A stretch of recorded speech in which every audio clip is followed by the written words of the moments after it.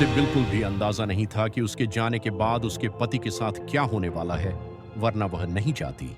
यह कहानी सैफ अली खान के घर में घुसे एक चोर की सच्ची घटना पर आधारित है।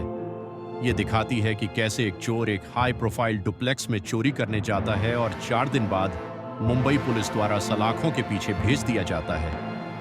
वीडियो को अंत तक जरूर देखें, क्योंकि हमने एआई की मदद से इस पूरी कहानी को आपके सामने इस तरह से लाइव पेश किया है मानो आप भी उस समय वहां मौजूद थे। मुंबई की एक शांत रात अचानक हलचल में बदल गई। रात करीब 1:35 पर सैफ अली खान के घर में एक अनजान शख्स चुपके से घुस आया और खुद को एक वॉशरूम में बंद कर लिया। क्या वह सिर्फ एक चोर था जिसे पता भी नहीं था कि वह सैफ के घर चोरी करने आया है, या फिर कोई क्रिमिनल जिसे किसी खास मकसद से भेजा गया था, जैसे बच्चों का अपहरण या सैफ की हत्या? कोई नहीं जानता उसका मकसद क्या था, लेकिन फिर जो हुआ उसका अंदाजा किसी को भी नहीं था। चोर देर रात तक वॉशरूम में बैठा रहा, सही वक्त का इंतजार करता रहा। जब रात गहरी हो गई तो घर की एक मेड को पास के वॉशरूम से कमोड में पानी गिरने की आवाज सुनाई दी। उसे लगा शायद करीना आ गई है, लेकिन इतनी रात में करीना का आना और नीचे वाला वॉशरूम का इस्तेमाल करना उसे ठीक नहीं लगा, क्योंकि वह हमेशा ड्यूप्लेक्स के ऊपरी हिस्से वाला वॉशरूम ही इस्तेमाल करती है। उसने चुपके से जाकर वॉशरूम में झांका और जो उसने देखा उसे देखकर उसकी सांसें रुक गईं। वॉशरूम में एक अजनबी था जिसे उसने कभी नहीं देखा था। हिम्मत करके मेड ने उससे पूछा, क्या चाहिए? जवाब में उसने कहा, मुझे 1 करोड़ रुपए चाहिए।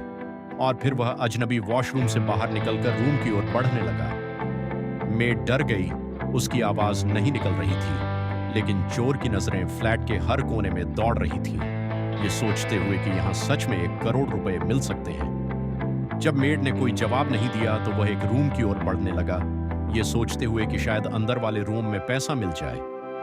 मेड को एहसास हुआ कि वह रूम तो बच्चों का है। अगर वह बच्चों के रूम में पहुंच गया तो हालात बिगड़ सकते हैं। मेड ने हिम्मत जुटाई और चोर को रुकने के लिए कहा।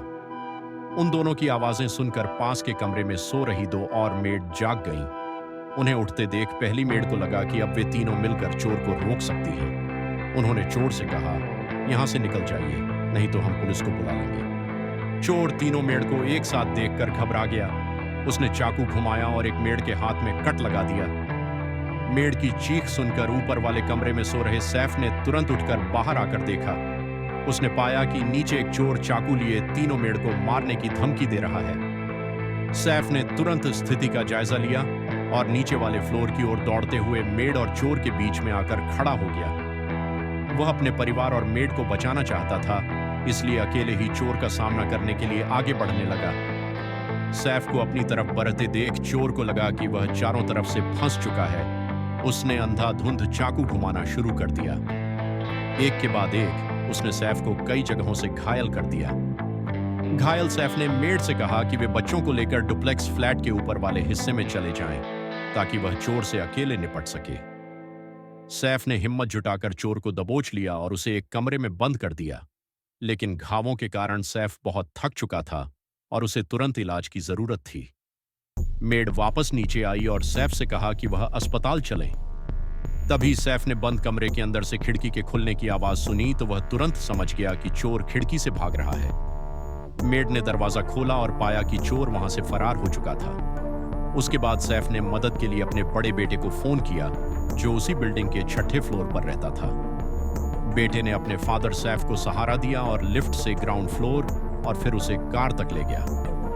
बेटे ने इलेक्ट्रिक कार को देखते हुए कहा कि मैं ये इलेक्ट्रिक कार चलाना नहीं जानता, इसलिए उसने सोसाइटी के गेट पर खड़े ऑटो ड्राइवर को बुलाया और सैफ को ऑटो से अस्पताल लेकर गया। चोर के हमले के दौरान सैफ अली खान के शरीर पर कई गंभीर घाव आए, जिनमें छाती, पेट और गर्दन में गहरे चाकू के घाव थे। इन घावों के कारण उनकी हालत खराब हो गई और एक घाव जिसमें चाकू उनकी रीढ़ की हड्डी के पास गहरे तक घुस गया था, जिससे उनकी जान को गंभीर खतरा था। सर्जरी के दौरान डॉक्टरों ने 2.5 इंच लंबा चाकू का टुकड़ा उनकी पीठ से निकाला। यदि चाकू रीढ़ की हड्डी या नसों को छू जाता तो सैफ का जीवन और करियर दोनों पर संकट आ सकता था। दूसरे दिन पुलिस ने चोर की तलाश शुरू कर दी। एक के बाद एक 3 राज्यों से 3 संदिग्धों को पकड़ लिया गया, लेकिन शुरुआत में ही यह साफ हो गया कि वे सैफ के घर में नहीं घुसे थे।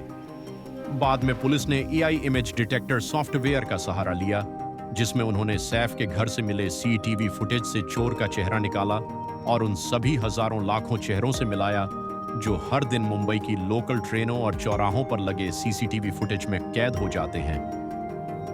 चोर 7 से 8 दिन पुराने सीसीटीवी फुटेज में अलग अलग जगहों पर कई बार दिखाई दिया, लेकिन पुलिस के पास यह जवाब नहीं था कि वह कहां से आ रहा था और कहां जा रहा था।